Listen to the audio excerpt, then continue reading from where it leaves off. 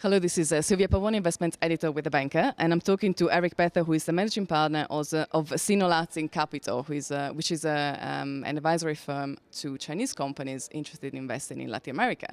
I was talking to Erik just now during the first official day of the IDB annual meeting. We were discussing how Calgary and Canada fits into the Latin America agenda, and it certainly is a really good fit for Erik's business. Would you like to comment a little bit further on this?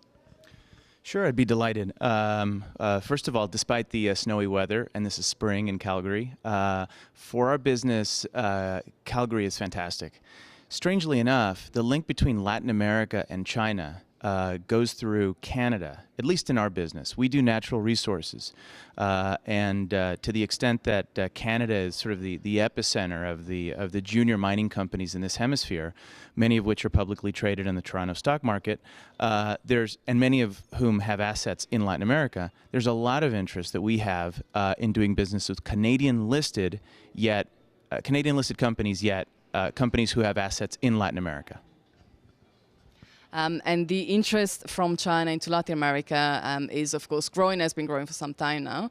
Are you seeing, or do you expect to see new Chinese attendees at this year's IDB meeting? Absolutely. I mean, I see new Chinese attendees at a lot of different meetings. 2.5 weeks ago, I was at the PDAC, the PDAC, which is one of the largest mining conferences in the world.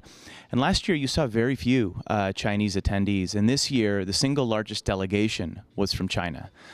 So I see a lot more interest on behalf of the Chinese to make investments in Latin America.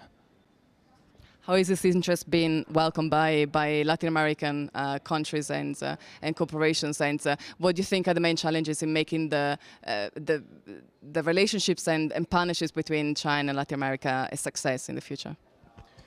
You know, that's a good question, and the short answer is it depends who you speak to, right? If you're speaking to a mining company that's exporting a ton of minerals to China and making a lot of money, they're extremely happy with China. If you're talking to a shoe company that's directly competing with China, they're very unhappy.